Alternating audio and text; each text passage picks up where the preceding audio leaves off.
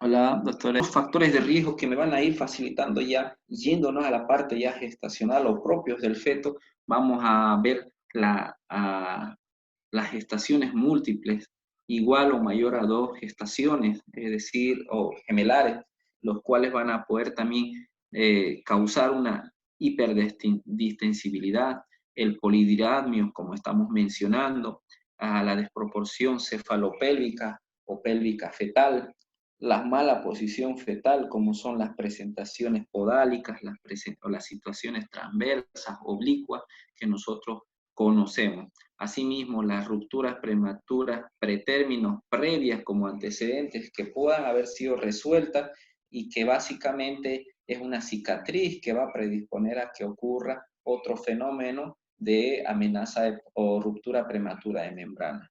O las hemorragias anteparto, los abruptos placentarios. Entonces, todo lo que pueda facilitar desde la parte gestacional, ya sea fetal, ovular, ya, o propia materna, puede ser desencadenante para que puedan debilitar esas membranas que hoy conocimos. Asimismo, también de parte materna, por los hábitos frecuentes que nosotros conocemos, como es el tabaquismo, la promiscuidad o la actividad sexual eh, aumentada, la drogadicción o las revisiones ginecológicas repetidas, los procesos ginecológicos que se estén realizando sin tener antecedentes de gestaciones, los cuales también van a facilitar a que sean los factores que van a predisponer a que haya riesgo de ruptura prematuras de membrana. El cuadro clínico que nosotros vamos a observar cuando hablamos de una ruptura prematura de membranas va a cursar con 2 etapas importantes. Una puede ser sin infección, que hemos hablado de tiempos de hora, y otra puede estar cursando con un proceso ya infeccioso. ¿Qué referencia hemos hecho hace rato? Que la pérdida líquida por el cuello uterino antes de iniciar el trabajo de parto pueda haber cursado no mayor a las 6 horas, ¿ya? Y las funciones vitales están estables de tanto la materna como la fetal para hacer una evaluación probable de un proceso de contaminación, en el cual aplicamos nosotros la profilaxis antibiótica antiinflamatoria y también la antiespasmódica, porque de seguro que me va a debilitar con el pasar de las horas si yo no hago el recubrimiento de estas probables afecciones, por más que estemos sin un proceso infeccioso o no hayamos pasado las famosas 6 horas que nosotros conocemos. En cambio, cuando ya estamos enfrentando un cuadro clínico, ya con un proceso infeccioso, ineludiblemente la referencia va a ser que ha pasado primeramente las 6 horas base para poder decir de que estamos frente a un proceso ya infeccioso. Vamos a ver una pérdida de ese líquido ya, pero con una característica no opalescente o como orina, sino va a haber una turbidez marcada. Cuando ya el proceso ha aumentado, también ya va a ser purulento y va a haber una fetidez, una expulsión de la sustancia o amniótica o el líquido amniótico con su fetidez particular. Y de seguro que vamos a experimentar después de las 6 horas y dependiendo de la agresividad del germen, quien ha colonizado el área, entonces probablemente estemos experimentando de manera no muy prolongada una alza en la temperatura igual o mayor a 38 grados centígrados. Por ende, al haber un efecto o un mecanismo de defensa como es la temperatura, que es un, un factor importante para poder determinar de que va a sobrevenir una taquicardia fetal, va a venir una taquicardia materna, las cuales nosotros tenemos que ir disponiendo el manejo de tratamiento transitorio hasta resolver el problema. Esa taquicardia fetal que nosotros pudiésemos experimentar sobrepasan los 160 latidos por minuto sin trabajo de parto, ¿ya? Porque con trabajo de parto me dice que es algo normal que sobrepase los 160. es decir, es parte del trabajo de parto cuando estamos frente a una taquicardia por encima de los 160. Pero cuando no hay esa dinámica o esa contractilidad, entonces me hace suponer de que esa frecuencia cardíaca está siendo causada por el cuadro térmico, ¿ya? Desencadenado por un proceso infeccioso, el cual nosotros también tenemos que corregir con un posicionamiento, con una hidratación y con un antitérmico y con el bloqueo de los causantes como son las bacterias más comunes como son las Escherichia coli, ya que es como referencia para decir nosotros que estamos frente a una ruptura. Va a haber un abdomen doloroso, un útero doloroso por la irritabilidad, porque no nos olvidemos que una vez colonizadas las bacterias, no solamente altera las membranas, sino también debilita y comprimen las partes sensitivas y por ende el dolor uterino, la irritabilidad abdominal a causa de esa colonización va a ser muy manifiesta la sintomatología hasta llegar a una etapa de infección severa, una sepsis y un shock séptico, dependiendo al trato o al seguimiento que se le haya podido hacer a la paciente. El diagnóstico inevitablemente, una vez nosotros teniendo el cuadro clínico de evolución que haya ocurrido, no nos olvidemos que esto encuadra con todo lo que habíamos hablado en base a la historia clínica y sus pilares. Una vez nosotros identificado y escuchado los datos de la paciente, hacemos énfasis en lo que es el diagnóstico que nosotros vayamos a hacer, no solamente por el dato que nos ha dado el paciente, sino que al hacer la historia clínica, al hacer la anamnesis, donde nosotros hacemos evaluaciones de los factores de riesgo que hubiesen podido haber desencadenado, entonces nos basamos a lo que es el examen físico para poder evaluar e identificar si realmente estamos frente a una ruptura prematura de membranas. Hacemos una evaluación del estado general, la función de los signos vitales, como la frecuencia cardíaca, respiratoria, la presión arterial, la temperatura, el examen abdominal, como es la altura uterina, hacer la maniobra, la utilización de las maniobras de Leopold para ver la presentación, la posición, la situación, el latido que ya hemos verificado hace rato, y la probable presencia de contracciones uterinas a la palpación que hagamos o a la digitopresión que hagamos a nivel de los cuadrantes abdominales, donde podemos encontrar los sitios importantes de valoración de dinámica uterina, como es el fondo uterino, los bordes laterales uterinos o la parte media abdominal, donde nosotros podemos hacer la aproximación de la palma y percibir los tipos de dinámica que esté presentando las pacientes, su intensidad y su frecuencia, ¿ya? Entonces, hacemos una valoración física, ¿ya? Ginecológica, para recién tomar las posiciones ya ginecológicas, como es la posición litotómica, para hacer la especuloscopía. La posición litotómica nos permite observar de manera directa y de forma espontánea la eliminación del líquido por vía transvaginal. Y para confirmar de que se trata que está viniendo de lo que es el canal vaginal o de la cavidad uterina, entonces nosotros hacemos la utilización en el mismo momento del posicionamiento litotómico, el uso de la especuloscopía, donde nosotros vamos a poder observar la salida del líquido amniótico a la observación directa por el orificio cervical a la sola petición del pujo de la paciente. O también podemos hacer el rechazo del polo de la presentación. ¿Qué quiere decir eso? Rechazo. Hacemos una compresión a través de la digitopresión, es decir, con un dedo índice o el dedo medio hacemos la presión de la presentación, es decir, suspendemos la cabeza y podemos ver por vía transvaginal cómo se elimina este líquido. Entonces, el diagnóstico se va confirmando clínicamente ya, y esa diferenciación diagnóstica vamos a hacerlo ya con la observación, ya, porque tenemos que hacer la diferenciación del líquido que está eliminando, porque puede haber también la confusión de líquido por eliminación excesiva de procesos infecciosos como son la vaginitis y vaginosis, que se confunden muchas veces, y la no revisión nos permite confundir. En las características del líquido amniótico que nosotros vayamos a observar al examen, vamos a ver sí o sí la característica transparente, el olor característico, ¿ya? Del líquido amniótico, ¿ya? Entonces vamos a poder hacer la diferenciación con esas dos particularidades.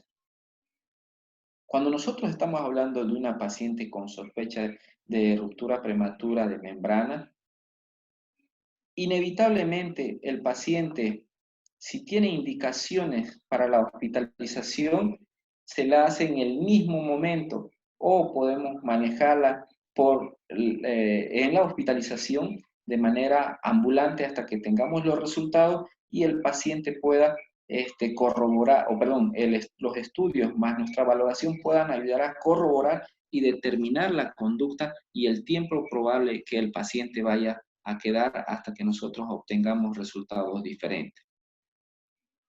Como dice ahí específicamente, la paciente con sospecha de ruptura debe hospitalizarse con indicaciones de ambular con apósito estéril. Esa ambulación me está permitiendo de que ese apósito estéril que ponemos a la región genital va a llegar a empaparse en las primeras 24 a 48 horas si es que hubiese ocurrido una ruptura. Si no se comprueba la presencia de líquido a nivel de esos apósitos estériles que ponemos en la región genital, entonces la paciente llega a ser dada de alta y continuamos con el seguimiento del control prenatal o la programación del parto o la cesárea que ya pudiese desencadenarse en cualquier momento. Por el contrario, cuando estamos con una paciente con una historia sugerente de pérdida de líquido y el fluido amniótico es evidente y es preponderante y por ende ha disminuido la altura uterina y pudiésemos estar observando o estar frente a un oligoamnio, el paciente inevitablemente tiene que ser internado por la ruptura prematura de membrana y ya no se retira del hospital. Cuando la evidencia es clara, deben ser manejados de manera muy drástica esos diagnósticos y tienen que ser bajo internación, porque ya ha sido observable. Para ello, una vez internada la paciente a la observación directa, uno ya va determinando conducta. A diferencia cuando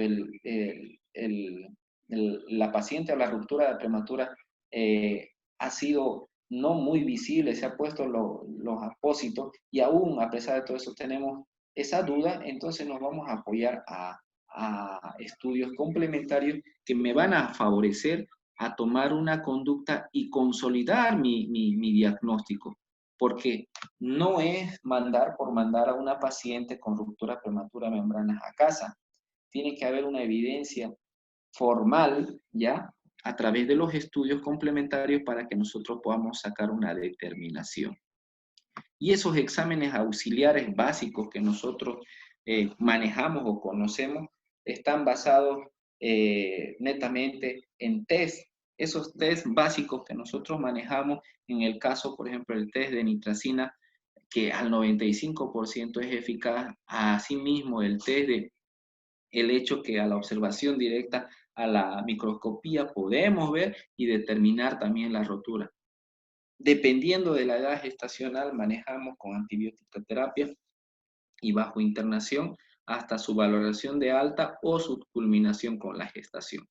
En el test de nitracina, su característica es que vamos a ver el tipo de pH a través de la sumersión de estas cintas específicamente. Acá hacemos una referencia muy particular, sabiendo que el pH del líquido amniótico está por encima del neutro que nosotros hemos mencionado, que es 7.4, y acá nos hace una referencia de 7.0 a 7.5, y el de la vagina que es de 4.5 a 5.5.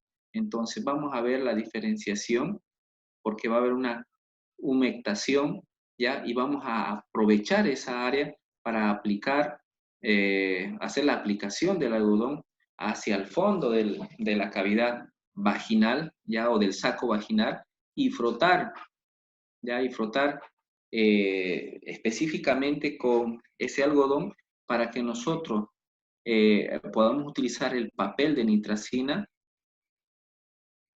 Y si el color tiende a modificarse, ¿ya? Y nosotros podemos ya dar una confirmación, ya una confirmación probable. Puede llegar a pigmentar un color amarillo verdoso, ¿ya? Porque eso nos va a diferenciar y poder decir de qué tipo de pH estamos hablando. En cambio, cuando varía su tinción de verde azulado, entonces estamos haciendo como algo subjetivo, estamos suponiendo, por eso es sugestivo de que podemos estar frente a una ruptura o podemos estar confundiendo con el pH del canal vaginal, entonces ya nos va confirmando. Pero la confirmación real del test de nitracina, y es un porcentaje elevado, cuando la pigmentación de esta cinta llega al color que esperamos, como es el azul, entonces estamos hablando de un pH compatible con ruptura prematura de membrana.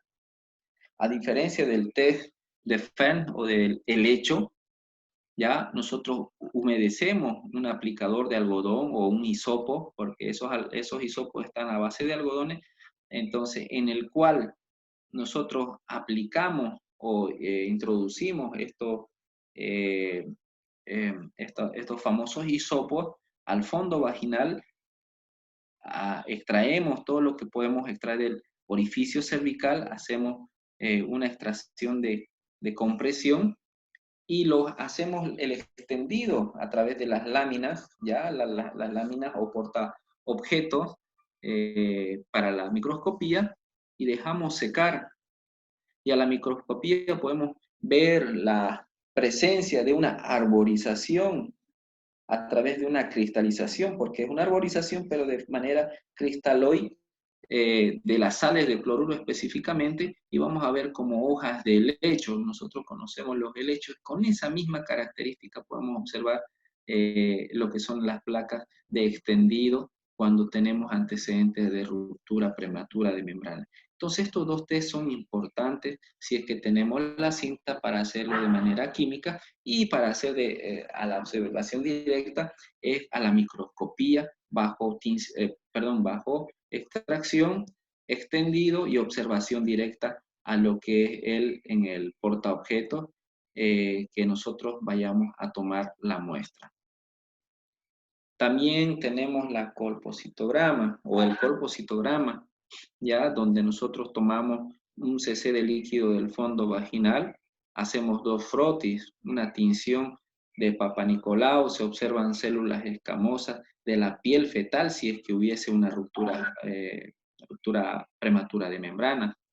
O también podemos hacer una tinción con el colorante de azul de Nilo, se observan células anucleadas de la piel del feto también, en el cual van a tornar de manera naranja. Nosotros vamos a observar ya como informe en los datos que nos dé el servicio de colpocitología o de citología a través del servicio de patología. Otro estudio que nos puede facilitar a verificar si estamos frente a una ruptura prematura de membrana es la disminución en el índice de líquido amniótico que nosotros hemos llevado en lo que es oligoamnios y polidramios. Entonces, la ecografía va a ver un volumen disminuido en esos 4 cuadrantes, tanto superiores e inferiores, en el cual van a coincidir con una disminución del índice de líquido amniótico igual o menor a 5 centímetros, los cuales nos van a dar ya una referencia probable de que sí ha tenido una ruptura de membrana. La amniocentesis, nosotros hacemos la administración, el azul de Evans o indigo carmín en cavidad amniótica, y nosotros ponemos una gasa en lo que es el orificio cervical, y si impregna esa gasa blanca con esa tinción azulada, nosotros básicamente estaríamos confirmando también de que el líquido amniótico que está saliendo por ese lugar me está ayudando a diagnosticar la ruptura prematura de membrana, ¿ya?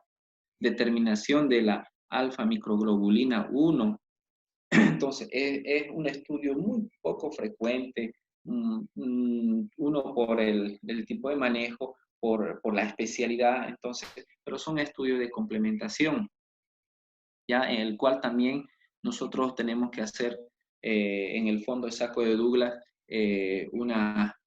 una determinación eh, importante ya al estudio eh, bioquímico que nos va a poder ayudar a identificar a esta importante globulina que solamente se determina a la simple toma también del líquido o de la secreción que pudiese estar observándose. Todo a la especuloscopía por medio del apoyo del colpositólogo que nos va a ayudar a determinar también una conducta. No podemos obviar, antes que pasemos a la otra fase, no podemos obviar de que el diagnóstico de apoyo, ya que estamos mencionando desde los exámenes auxiliares, como es el test de nitracina, el test de lecho, o el colpositograma, la ecografía, que son los 4 puntos de apoyo relevantes, pero los más usados en este caso son el test de helecho y la ecografía, porque los demás estudios que estamos mencionando, uno por el costo y por la poca práctica, básicamente llevamos al descarte y evitamos de que podamos terminar con un estudio tal vez incompleto. Necesitamos conectar directamente nuestro conocimiento clínico, como el que ya hemos mencionado, disminución de la altura uterina, presencia de la palpación de las estructuras fetales, relacionamiento con el carnet de control prenatal de los valores que se han tomado en su último control antes de la ruptura prematura de membrana, las cuales me van a ayudar a identificar y a valorar y tomar una conducta diagnóstica.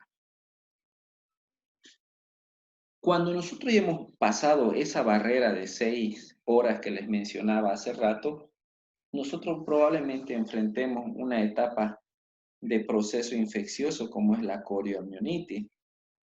Necesariamente, para poder determinar la presencia ya de corioamnionitis, necesariamente tenemos que hacer el monitoreo de un proceso infeccioso en las primeras 24 a 48 horas. ¿Por qué no antes? Porque se supone que cualquier otro cuadro clínico de inflamación puede ser que me desencadene estas manifestaciones clínicas que nosotros probablemente observemos. Por ende, nosotros tenemos que hacer una monitorización entre las primeras 24 a 48 horas de manera clínica, uno, y complementar con los estudios básicos laboratoriales y de ultrasonografía. Dentro de los estudios laboratoriales, básicamente en el hemograma vamos a ver el aumento o el ascenso de lo que son los leucocitos que van a superar los 10.000, ya mayor a 10.000 vamos a observar de 12.000 o mucho más. Pero es necesario hacer esa valoración con repeticiones, por eso hablamos de una primera toma, una segunda toma para poder ir determinando. Quisiera que lo dejemos acá el avance, porfa, ya nos falta poquito para que termine también la hora. Tengo que hacer otra actividad muy de suma urgencia. Les pediría su comprensión. El día viernes nos vemos y continuamos con la presentación, por favor. ¿Les parece? Claro, Listo, doctor. doctor, no se preocupe.